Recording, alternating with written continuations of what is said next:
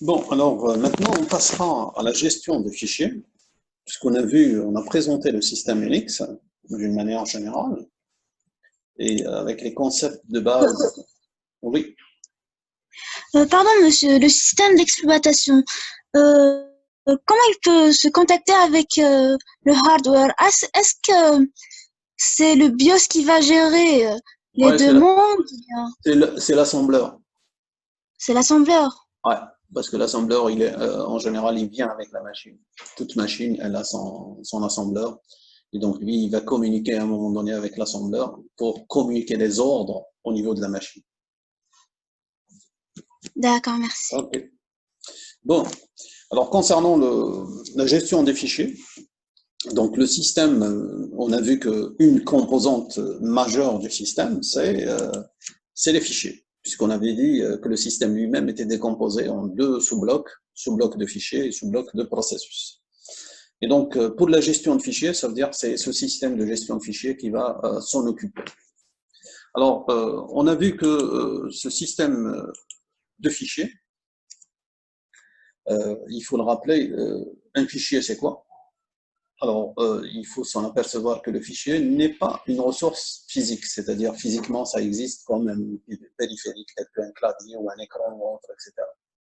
Un fichier, en général, on l'appelle comme ressource logique. Ça veut dire quoi? Ça veut dire c'est un ensemble d'informations qui vont constituer un fichier. Donc ça, c'est pour se mettre à l'esprit une évidence qu'un fichier, ce n'est autre qu'une ressource logique, c'est-à-dire que physiquement, ça n'existe pas. Physiquement, c'est quoi? C'est un ensemble d'informations qui se trouvent sur des supports de stockage. Et ces informations-là, cet ensemble d'informations-là doit constituer le fichier. Communément, on vous donne certainement qu'on vous a donné déjà la définition, une des définitions qui existent, mais qui n'est pas adoptée dans Unix, c'est de dire qu'un fichier, c'est un ensemble d'enregistrements.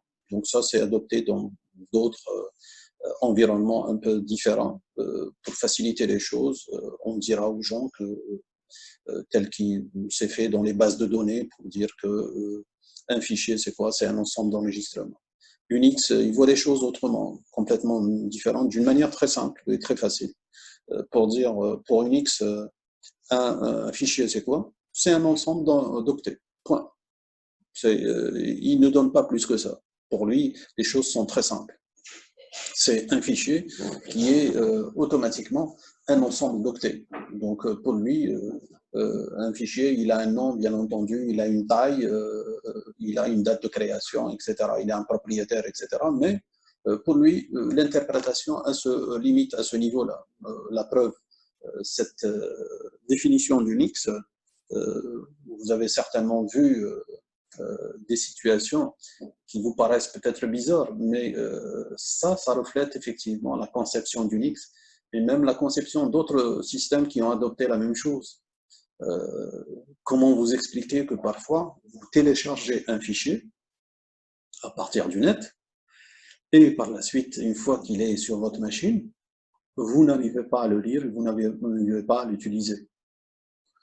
Vous pouvez vous demander comment se fait-il que ça, c'est un fichier que j'ai pu lire, j'ai pu transférer depuis un certain site, mais par la suite, le système n'arrive pas à le lire. Parce que tout simplement, ça reflète effectivement cette notion qui consiste à dire que un fichier, c'est un ensemble d'octets. C'est pour ça que lui, qu'est-ce qu'il a fait le système? Il a transféré un ensemble d'octets. C'est tout, point à la ligne. Donc, il ne sait pas ce que c'est que le fichier, qu'est-ce qu'il y a à l'intérieur, comment il est conçu. Et c'est pour ça que vous n'arrivez pas à le lire, parce que tout simplement, vous n'avez pas l'application sur votre machine qui est capable de lire ce fichier. Et donc, le système d'exploitation ne s'intéresse pas vraiment à l'aspect sémantique, c'est-à-dire comment est structuré le fichier et comment qui peut être lu. Donc ça, c'est pour l'aspect fichier et comment les choses sont perçues par le système d'exploitation. Donc principalement à retenir que sous Unix, un fichier, c'est quoi? Ce n'est autre qu'une suite d'octets. Point net. Alors, dans Unix, on avait dit que dans la présentation d'Unix, on avait dit qu'il y avait une structure hiérarchique. Ben, effectivement, C'est ce qui a été adopté dans Unix. On a adopté la structure d'arbre. Donc, c'est ce qui a été fait pour la conception du système de fichiers. Alors, comme vous le connaissez certainement, c'est un arbre, c'est quoi? Vous avez une racine, vous avez des branches, vous avez des nœuds et vous avez des feuilles. Donc ça, c'est la structure d'arbre mathématiquement telle qu'on l'aperçoit. On l'aperçoit comme étant une structure hiérarchique. Pourquoi? Parce que vous avez plusieurs niveaux qui peuvent être perçus. Et vous avez différents éléments de cet arbre-là. Et donc, les concepteurs d'Unix, c'est-à-dire Ken Thompson et Dennis Ritchie, quand ils ont créé le système de fichiers, ils se sont basés essentiellement sur cette structure d'arbre pour pouvoir créer leur système de fichiers. Alors, on peut se demander qu'est-ce qu'il y a de particulier pour les arbres. Ben, les arbres, ils ont été étudiés par les matheux et vous avez beaucoup de caractéristiques liées aux arbres. Alors, si je vous demande quelles sont les caractéristiques essentielles d'un arbre? Donc ça, c'est les définitions des éléments de la composition d'un arbre. Moi, ce que je vous demande, c'est les propriétés liées à un arbre.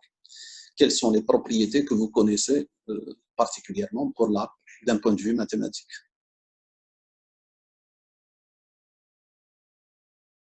Et c'est à vrai dire, c'est ça qui a été utilisé par les concepteurs d'Unix pour choisir l'arbre et l'utiliser par la suite comme une représentation des fichiers au niveau du système Unix.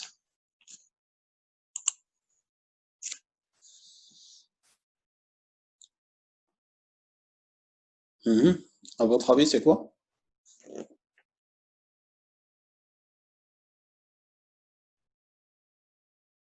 Ben, il y a une première, je dirais, propriété. Un seul point d'accès initial, c'est la racine, puisque la racine, elle est unique.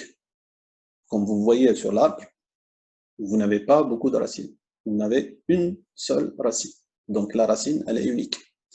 Donc ça, c'était la première propriété qui a été utilisée par les concepteurs d'Unix.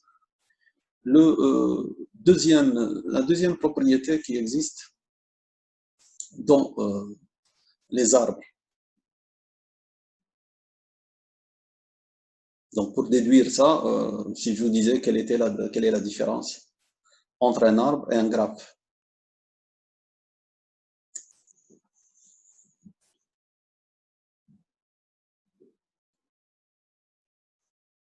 Alors, quelle est la différence entre un arbre et un graphe? J'ai aucune idée.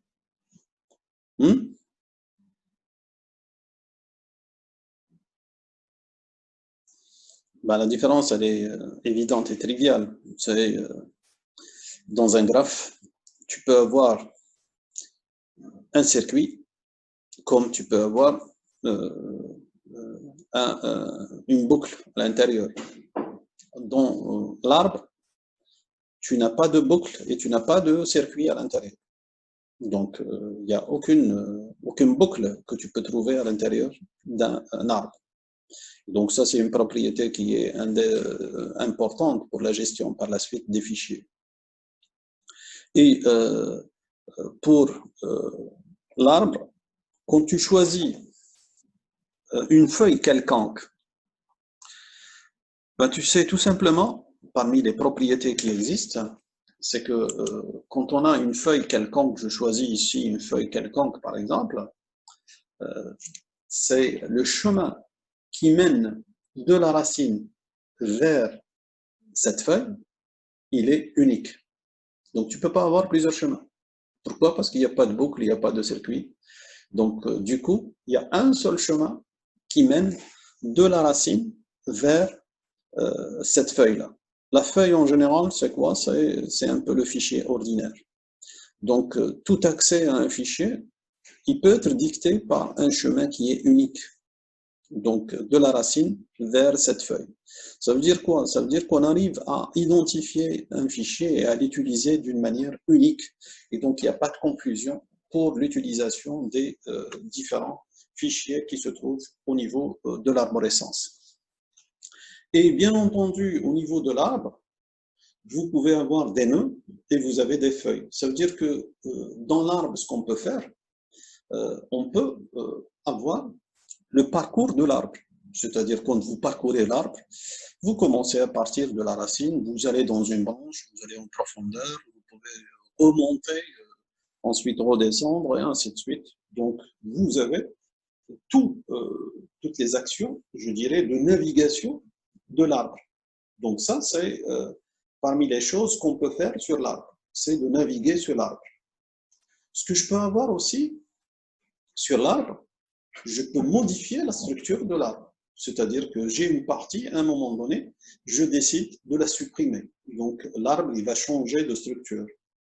Je peux aussi, au niveau de l'arbre, rajouter une nouvelle branche, par exemple, de l'arbre, de rajouter une nouvelle feuille au niveau de l'arbre.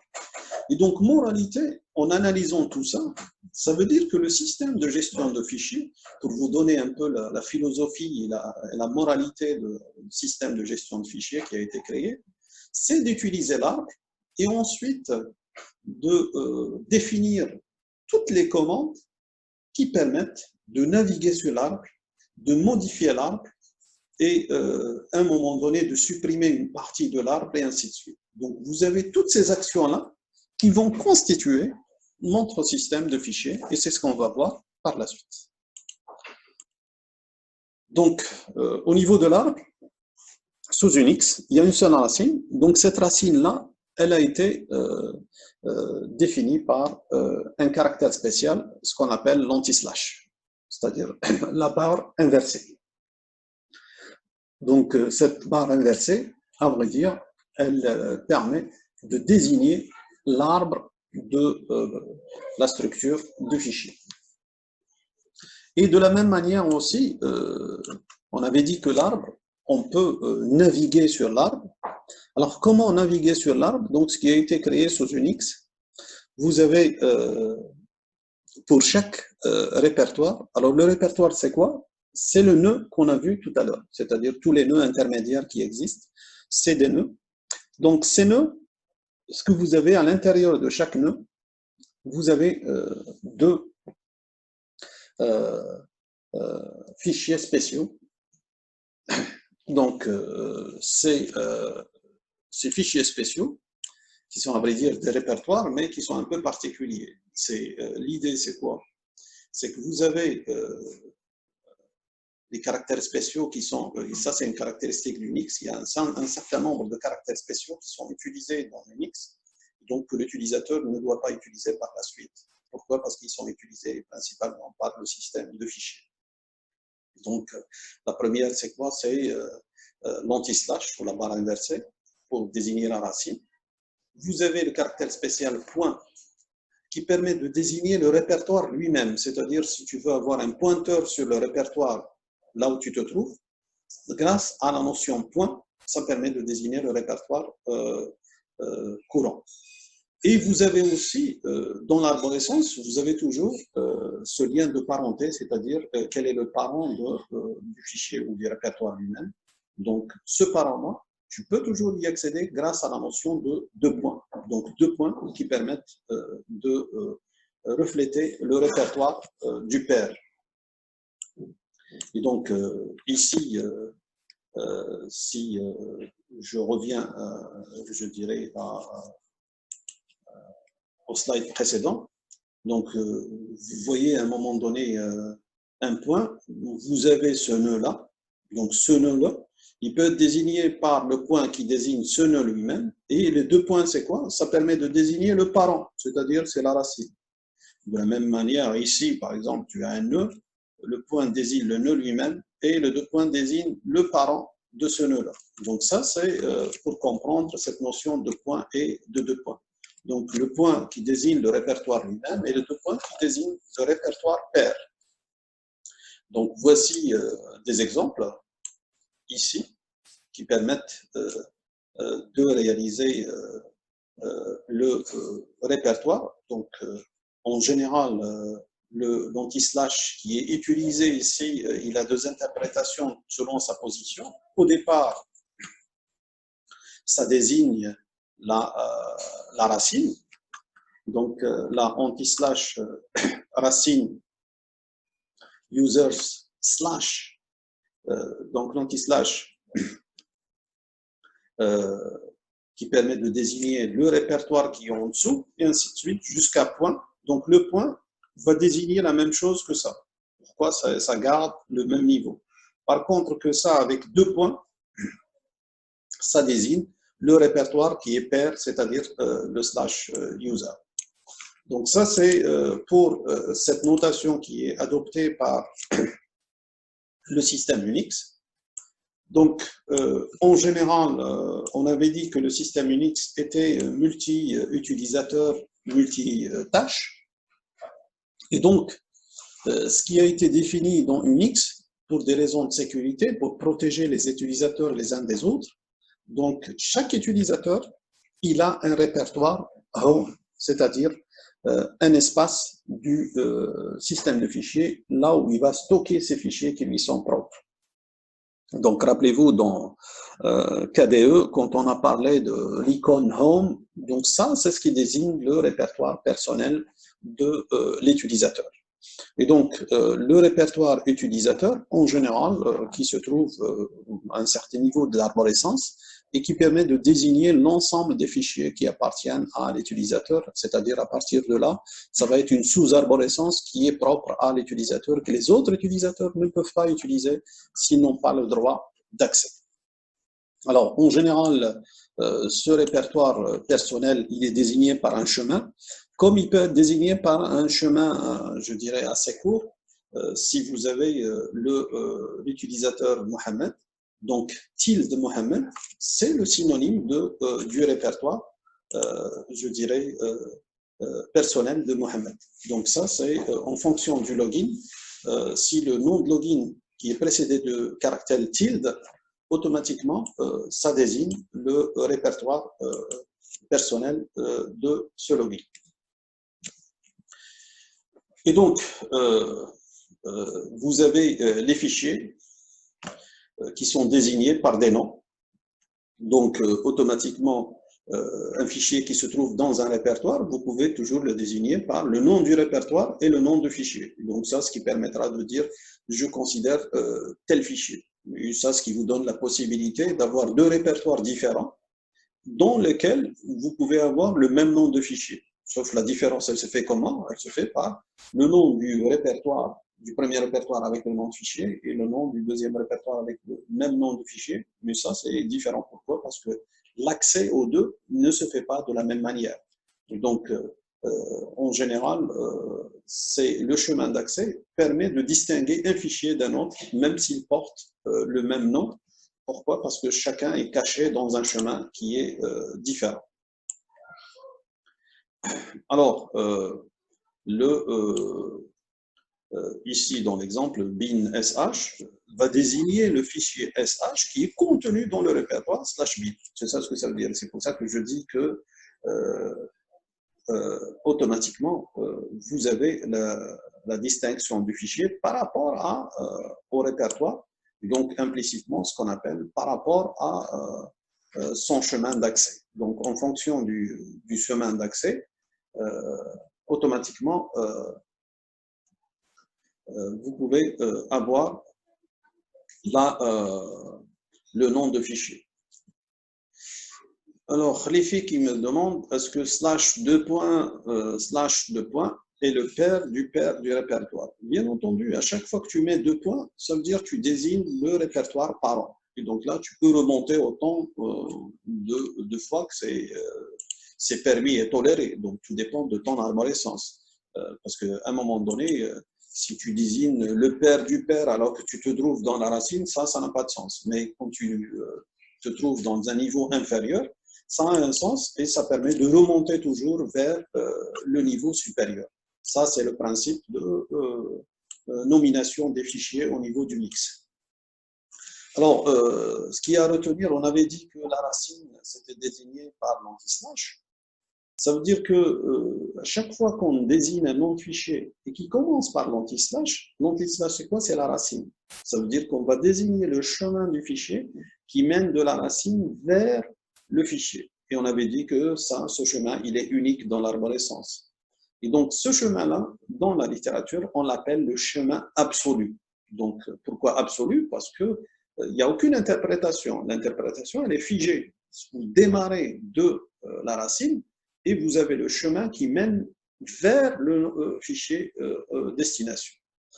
Par contre, tout nom de fichier qui ne commence pas par ce caractère anti-slash, automatiquement, il est, par rapport à absolu, il est désigné par un chemin relatif. Ça veut dire quoi? Ça veut dire que vous le désignez par rapport à un répertoire intermédiaire. Et donc, c'est ce qu'on appelle un chemin qui est relatif, c'est-à-dire par rapport à la position à partir de laquelle vous commencez à désigner votre fichier. Donc, voici un exemple ici qui est donné. Donc, anti-slash users ali foo. Donc, ça va désigner un chemin absolu du fichier foo qui commence de la racine jusqu'à arriver au fichier. Par contre, si vous désignez un fichier bar comme un nom relatif, ça, c'est en général, c'est un fichier. Par défaut, c'est quoi? C'est le fichier qui est désigné par rapport à l'endroit où vous vous trouvez. C'est ce qu'on appelle communément, en général, le chemin relatif à partir du répertoire courant, c'est-à-dire là où vous vous trouvez à un moment donné. Alors, j'avais dit que toute la philosophie du système de fichiers, ça consistait à voir toutes les actions de navigation et de modification je dirais, de l'arborescence. Donc, vous avez une arborescence qui décrit votre système de fichiers.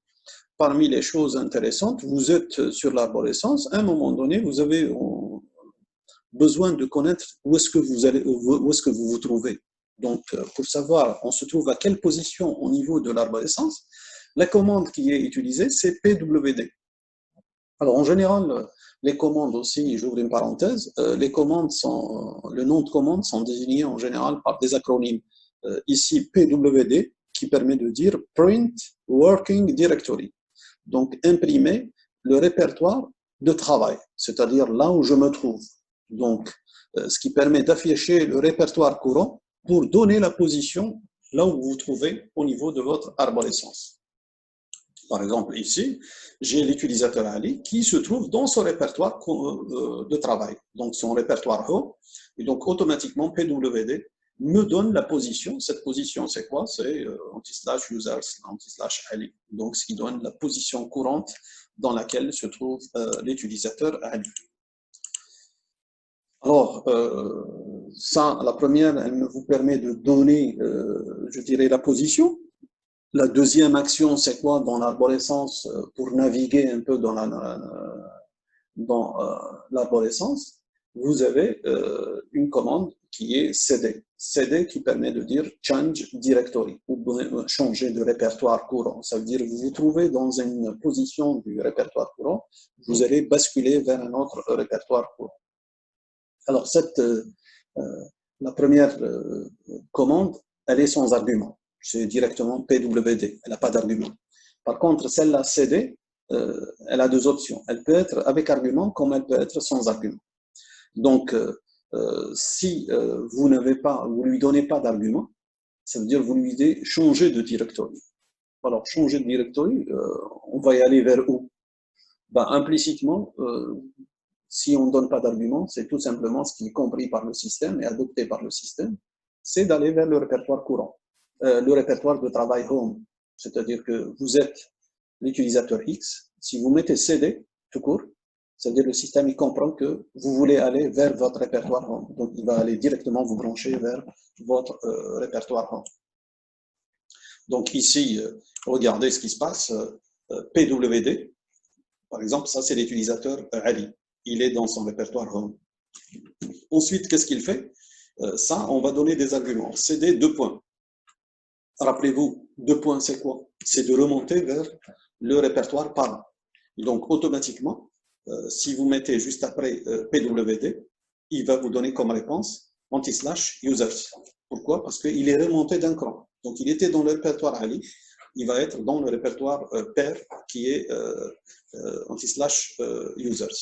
Par contre, si vous mettez CD, tout court, ben, tout simplement, il va vous remettre dans le répertoire home de Ali. Oui, alors, une question d'un de vos camarades pour dire pourquoi le dollar. Alors, le dollar, ça c'est en général un caractère spécial qui est utilisé par l'interpréteur de commande. Rappelez-vous tout à l'heure quand on avait montré la boucle de l'interpréteur de commande. Donc, quand l'interpréteur de commande, il analyse une commande, il va l'exécuter. Ensuite, pour dire qu'il est prêt à recevoir la prochaine commande. Donc, qu'est-ce qu'il fait? Il va vous afficher $. Alors, je dis $, ça c'est la version initiale d'Unix, puisque la version elle est américaine. Alors, il est vrai que dans d'autres versions, vous n'allez pas trouver $. Vous allez trouver, par exemple, le symbole supérieur ou inférieur, etc., peu importe. Ce caractère, on verra par la suite quand on arrive au shell qu'on peut toujours le changer. C'est-à-dire, c'est un paramètre qu'on peut le configurer. Par défaut, c'est $, comme vous pouvez le configurer par rapport à supérieur, par rapport en mettant par exemple le caractère dièse, etc., etc. Donc, le symbole $, symbolise le fait que l'interpréteur de commande est prêt pour recevoir votre commande. Et donc, du coup, vous, ce que vous tapez PWD. Donc, lui, il exécute, il vous donne $. Ensuite, vous tapez CD, etc. Et donc, ça, c'est le fonctionnement de l'interpréteur de commande. Et donc, dans cet exemple ici, ce que vous remarquez, je change, ça veut dire je remonte dans le répertoire parent. Ici, je mets CD sans paramètre. Ça veut dire quoi? Ça veut dire que je vais aller vers le répertoire personnel de Ali. Donc, si vous mettez ici PWD, donc ce qui va sortir, la réponse, ça va être celle-là, c'est-à-dire anti/user/Ali. Pourquoi? Parce qu'il est dans le répertoire courant par défaut. Donc ça, c'est concernant le changement de répertoire grâce à la commande CD qui permet de changer de répertoire.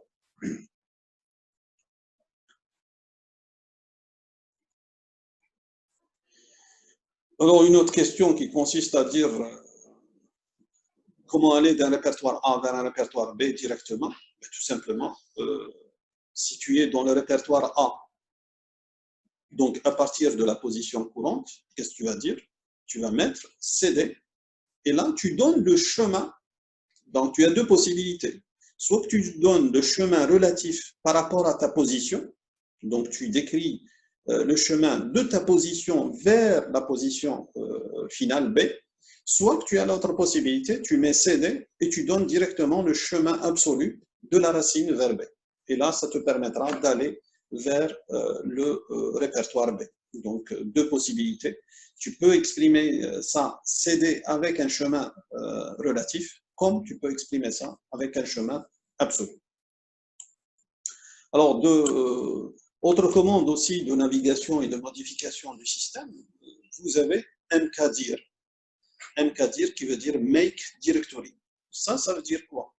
Ça veut dire que tu demandes au système de créer un nouveau nœud, puisque les nœuds représentent les répertoires.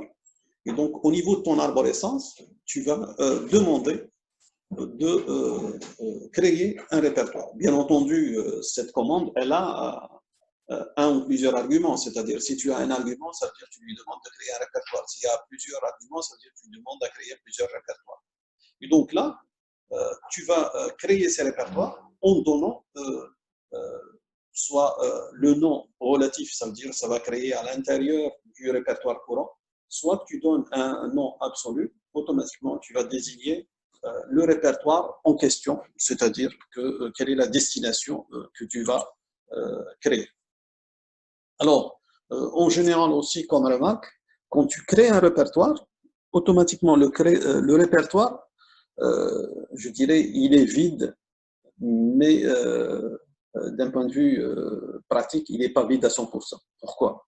Parce que chaque fois que le système Unix crée un répertoire, il a besoin de cette navigation. Donc, cette navigation qui permet de monter vers le répertoire, je dirais, vers le répertoire parent, comme il peut utiliser le répertoire courant. Donc, automatiquement, à chaque fois qu'il crée un répertoire, il va créer les deux répertoires spéciaux qui sont le point et les deux points. Donc, automatiquement, à chaque création d'un répertoire, à l'intérieur, il va créer le répertoire point et le répertoire deux points, qui, eux, ne sont autres que des pointeurs qui permettent de pointer vers le répertoire courant ou bien de pointer vers le répertoire parent. Alors, d'une manière réciproque ou symétrique, tu as un cas dire qui est make directory. Tu peux avoir aussi l'autre commande qui permet de dire rm directory, qui permet de dire remove directory. Donc, remove directory qui permet de dire supprimer la directory. Et donc, en général, la suppression, il y a un préalable, il faudrait que le répertoire soit vide. Donc, s'il n'est pas vide, en général, l'interpréteur de commande, il va t'aviser en disant « Attention, ton répertoire n'est pas vide ». Donc là, c'est juste pour attirer votre attention. Il y a des fichiers à l'intérieur, peut-être que tu en as besoin. Et donc, RMDIR fonctionne quand le répertoire est vide. Ça veut dire quand il est vide, ça veut dire qu'il ne contient que points et deux points. Il ne contient pas des fichiers à l'intérieur. Alors, tu as aussi autre chose, c'est toujours dans la navigation et la modification de l'arborescence, tu as la primitive, la commande move, MV qui veut dire move. Donc, move, ça permet de faire quoi? Ça permet de faire deux choses. Donc, tout dépend du contexte. Ça permet de renommer un fichier, c'est quand tu es dans le même répertoire. Donc, tu donnes un nouveau nom au fichier. Donc, automatiquement, ça permettra de renommer le fichier, s'il s'agit du même répertoire, comme tu peux aussi déplacer le fichier d'un répertoire à un autre. Donc, ça a deux interprétations, tout dépend de, je dirais, des arguments qui sont utilisés. Donc, ici, par exemple, vous avez la création mkdir de foo, ça veut dire à partir du chemin de la position courante, tu crées ce répertoire. Ensuite, tu vas créer ça, Nano, c'est quoi? Ce n'est autre qu'un éditeur de texte qui va créer le fichier bar. Donc, ce fichier bar qui est créé, à vrai dire, à l'intérieur de ce répertoire courant. Ensuite, qu'est-ce que tu dis? Tu dis tout simplement move bar dans foo / bar 2. Ça, c'est ce qui permet de dire, tu vas essayer de faire le fichier, déplacer ce fichier vers le répertoire foo en lui donnant un nom qui s'appelle bar 2. Alors là, tu peux t'en apercevoir, il suffit de mettre cd foo, puisque tu as créé foo à l'intérieur du répertoire courant, donc tu peux te déplacer à l'intérieur directement, cd foo, puisqu'il est reconnu. Tu mets pwd, par exemple, ça me donne ça, / users ali foo, donc je me retrouve dans ce répertoire du répertoire courant de Ali. Si je mets ls, alors ls, ça c'est quoi? Ça permet de c'est une commande qui permet d'afficher le contenu du répertoire courant. Donc, ls pour dire liste. Donc, automatiquement, ça va lister le contenu du répertoire courant. Donc, tu vois qu'il va y avoir le fichier bar2 qu'on a créé au départ et on a déplacé à partir de son endroit vers ce répertoire avec une nouvelle nomination qui est bar2. Et donc, tu retrouves ici le nom de fichier qui est utilisé. Alors, pour la manipulation des fichiers, parfois, on a besoin de faciliter la vie un peu à l'utilisateur. Parmi les commandes, rappelez-vous, on avait dit que le système Unix lui-même est écrit en C. Alors, je prends cette commande, la commande cc, c'est quoi? C'est C compiler. Donc, ça veut dire j'appelle le compilateur C. -O pour créer les fichiers objets, donc qui s'appelle à la foo, et je vais compiler ces fichiers-là, donc bar.c, j.c, buzz.c, log.c, etc. Alors, dans Unix, pour faciliter la vie à l'utilisateur, il y a ce qu'on appelle l'utilisation des jokers. Un joker, c'est quoi? C'est un caractère spécial qui peut avoir une interprétation particulière. Donc, au lieu d'écrire toute cette commande assez longue, je peux l'écrire sous cette forme plus compacte.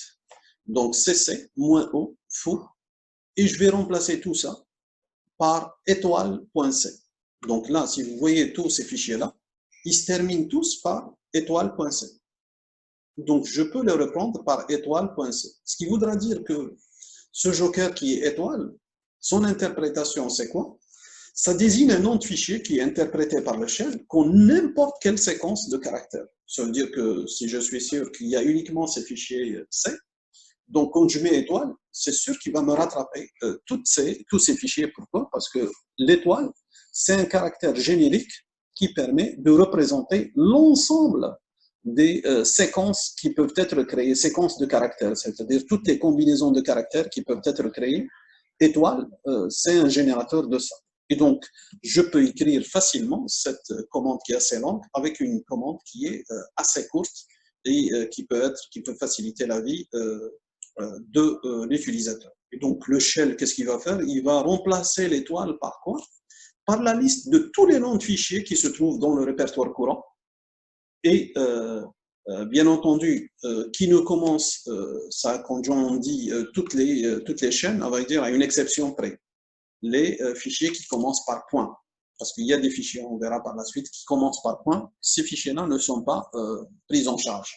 Et donc, dans cette séquence, c'est toutes les séquences de caractères, mis à part le point qui doit être en premier. Donc, ça, c'est pas pris en considération. Et qui, étoile.c, ça veut dire tous les fichiers, les séquences qui se terminent par .c. Ensuite, il va remplacer le point C par cette liste. Ça veut dire que c'est comme si on retrouve cette liste ici et l'interprétation de la commande va s'exécuter. Donc, automatiquement, ça veut dire que cette séquence-là, ce que j'ai écrit ici, ça va être remplacé par ça et ça va être interprété par l'interpréteur de commande. Et donc ça, c'est un moyen qui est utilisé dans Unix pour faciliter la vie au niveau de l'interpréteur de commande pour l'utilisateur. Au lieu d'écrire de longues séquences, des fois, quand il y a ces séquences qui peuvent être représentées par un joker, donc j'utilise le joker qui permet de me faciliter la vie pour l'usage des caractères spéciaux. Alors, il y a aussi d'autres jokers, donc il y a l'étoile, il y a le point d'interrogation. Alors, le point d'interrogation, c'est quoi? Ça permet de remplacer n'importe quelle lettre. Donc, vous avez ici étoile, point d'interrogation. Ça veut dire quoi? Ça veut dire que tous les fichiers qui se terminent, dont l'extension se termine par une seule lettre. C'est ça ce que ça veut dire. Donc, ça, c'est pour l'interprétation de ces éléments. Je peux avoir aussi une autre forme de joker, ça veut dire que là, la forme A, B, C, D remplace un caractère quelconque parmi A, B, C, D. Ça veut dire qu'à un moment donné, tu peux mettre une chaîne de caractères ici, ensuite A, B, C, D et une chaîne derrière. Ça veut dire quoi? C'est la combinaison de la chaîne qui précède avec un de ces caractères et le reste. Et c'est comme ça qu'on arrive à remplacer par un caractère. L'inverse, c'est de mettre le chapeau, et pour dire le chapeau ABCD, ça veut dire quoi? Ça veut dire une séquence qui ne contient pas ABCD. Donc, ça, c'est pour les jokers. On laissera la suite pour la prochaine séance, puisque la séance, elle va se terminer dans 1 minute. Donc, je vous dis à bientôt.